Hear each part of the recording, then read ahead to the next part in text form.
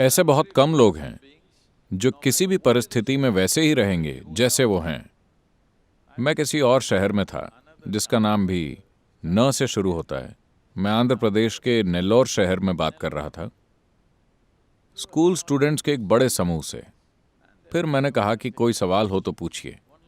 एक 14 साल की लड़की ने खड़े होकर पूछा, सदगुरु, कहते हैं कि राम अयोध्या से श्रीलंका तक पैदल गए थे। क्या यह प्रैक्टिकल है कि कोई अयोध्या से श्रीलंका तक पैदल चल के जाए, या यह सिर्फ एक कहानी है? मैंने उसे देखकर कहा, देखो, तुम अभी छोटी बच्ची हो। कुछ सालों बाद तुम एक पति खोज लोगी। जब तुम्हें पति मिलेगा तो क्या तुम ऐसा पति चाहोगी जो मान लो कि तुम कहीं खो गई, वो अंतिम छोर तक तुम्हें ढूंढने जाएगा, या ऐसा जो ये सोचे कि ये प्रैक्टिकल नहीं है और अपने पड़ोस में ही कोई प्रैक्टिकल सॉल्यूशन ढूंढ ले? तुम्हें कैसा पति चाहिए? एक छोटी सी बच्ची भी जानती है कि उसे कैसा पति चाहिए। मैं ये प्रश्न इसीलिए बीच में ला रहा हूं क्योंकि मैं चाहता हूं कि आप ये बात ध्यान से सुने, वरना भक्तगण आधी बात सुनकर उबलने लगेंगे।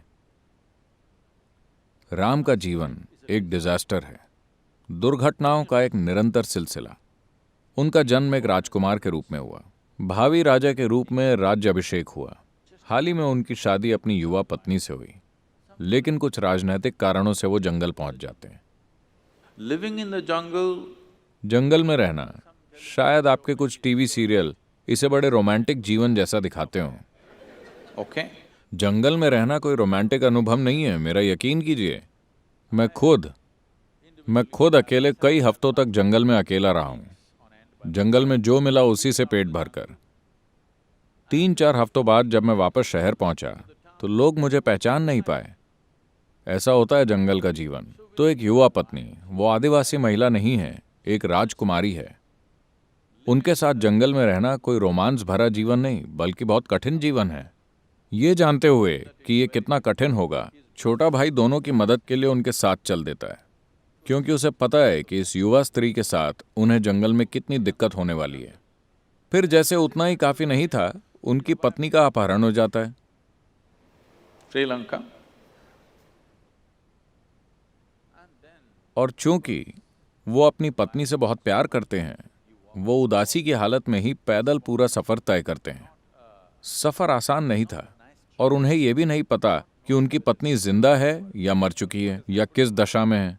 वो पैदल पूरा सफर तय करते हैं, तमिल लोगों की एक फौज तैयार करते हैं, समुद्र पार करते हैं, एक सुंदर शहर को जला देते हैं, बहुत सारे लोगों को मार डालते हैं, अपनी पत्नी को वापस लेकर घर लौटते हैं। अब उनकी पत्नी गर्भवती है।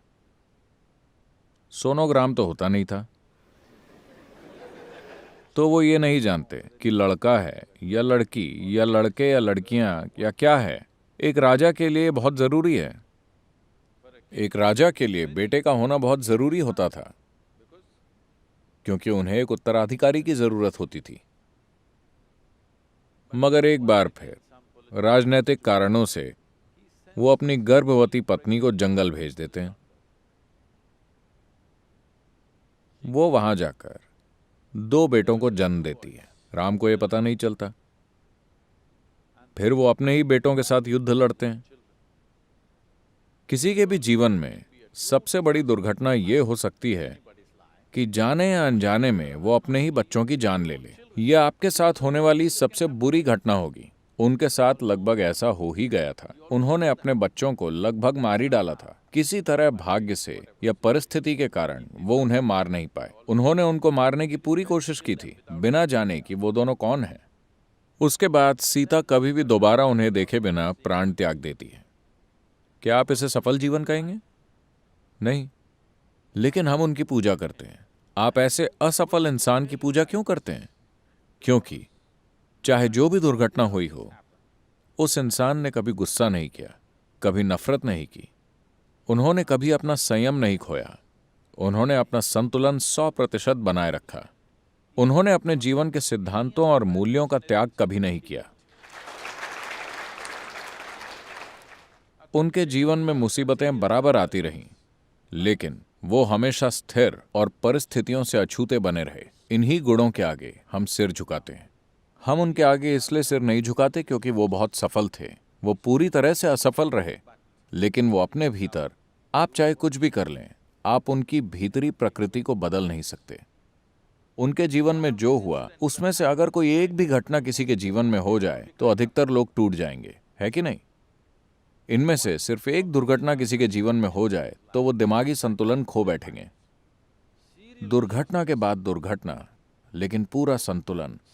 We are bowing down to that quality because this is inner management. हम उसी गुण के सामने सिर झुका रहे हैं क्योंकि यही इनर मैनेजमेंट है। अगर आप बाहर दुनिया में जाकर कुछ करना चाहते हैं तो दुनिया आपके ऊपर क्या फेंकेगी, इस पर आपका कोई कंट्रोल नहीं होता, लेकिन आप उससे क्या बनाते हैं वो 100% आपका है।